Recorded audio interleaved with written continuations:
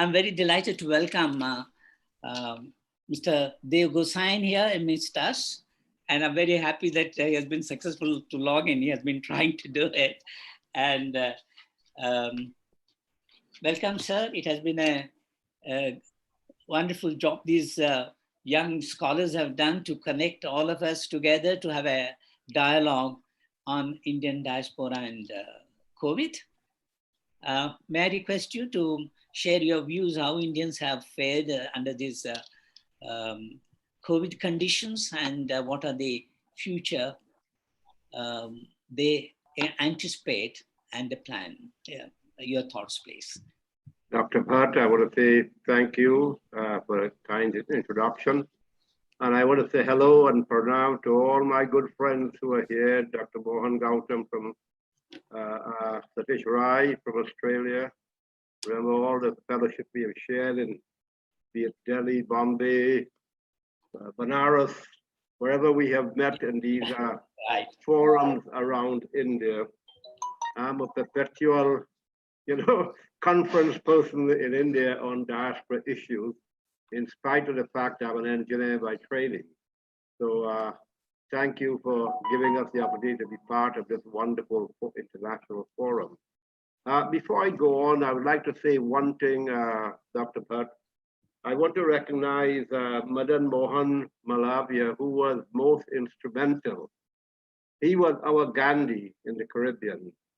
As we quite well know, he is from UP, law professor and what have you, but he was the person who introduced the bill to the Indian Parliament, which helped us abandon, if not remove, indentureship in these parts in the Caribbean.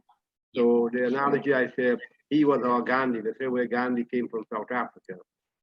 Given what the conversation is all about this morning, on this COVID, I know it's a terrible thing that's happening to us. It's a terrible thing to shake up the world. But around all good things, there will be opportunities. Let's look at the immediate concern we have right now, i.e. the death and destruction and pandemonium and commercial problem we will be having. Here in Trinidad, we live in White Plains, New York, but I'm working down here in Trinidad, and I'm glad we came down here to hide under the bed away from New York, because where we live up in Westchester County is the epicenter of this. Here in Trinidad, with a population of 1.3 million, they have only 131 confirmed cases and 8 deaths. And I'm not going to judge the performance of the government, but let me extrapolate from that and say, if we look at New York City, with a population of 10 times Trinidad, which means New York City should have about 11 or 1,200 cases and about 80 to 100 deaths. And we know that's a faint comparison to what the actuality is. That said, I must say that the government is doing a wonderful job in keeping us safe here in Trinidad. I must also say they recognize the problem, and they went long before USFA to stop the international flights, close all the borders, and it's near impossible to enter this country, no matter who you are. Right now, the hottest argument going on is the vice president of Australia from Venezuela was allowed to come in here on a short one-day visit. And the question is being asked, why and how come? That said, there is a lot of hardship on industry, on working class people here in Trinidad. I must say, food has not begun rationing. We have absolute no problem with food. There's a lot of agriculture here in Trinidad. Wherever we have a lot of people of our background, we know they do a lot of agriculture. So food is plentiful here in Trinidad. There's absolutely no problem. Jobs, Trinidad is very rich in oil and gas. So the oil and gas sector is still continuing. Trinidad is the largest producer of urea in the world, the largest producer of methanol in the world, and those plants are still operating. So the oil and gas and the hydrocarbon process are still operating as regular. There are other, but there, of course, we have a close distancing problem. I should have been wearing my mask right now, but everybody here are required.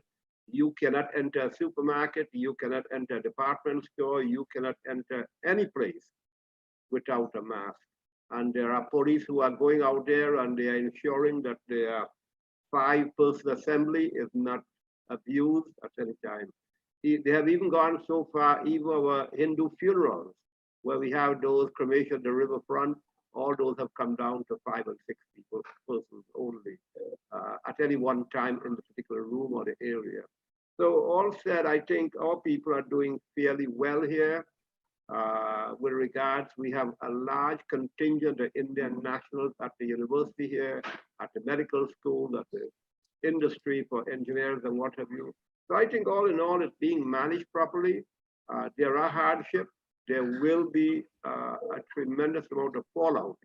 Yesterday, we heard the chairman of the Federal Reserve Bank in the US talking about what will happen after resume, about how many companies are going bankrupt and going out of business. We expect those fallout to come here once the economy gets going again. But I think it's a wonderful opportunity for us to meet at this forum. But let's talk about the opportunity which will come out of it.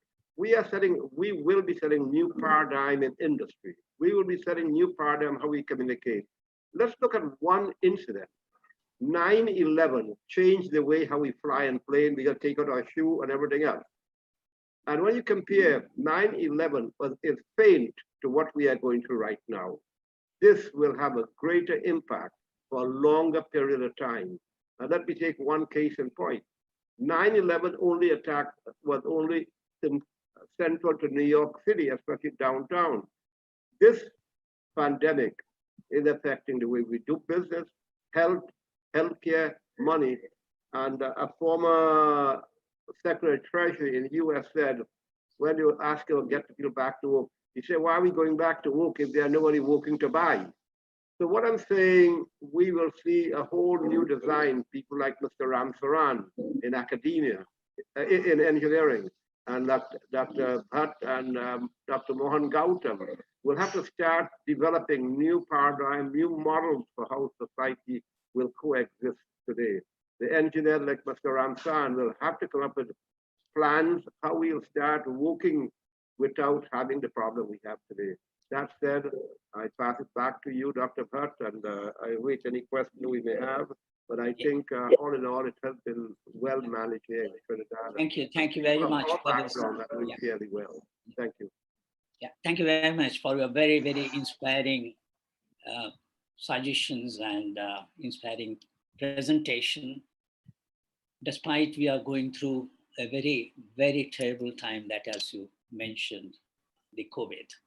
And we hope we recover from all the problems we have been facing to great success sooner than perhaps late. And certainly, some of the questions which may help the young group who are organizing this is to see that what India can do for the PIO diaspora, and perhaps the other way too, what the PIO diaspora can do for India. These are some of the issues which perhaps we can work on. And if any suggestions are there, perhaps we'll welcome from you and other panelists too.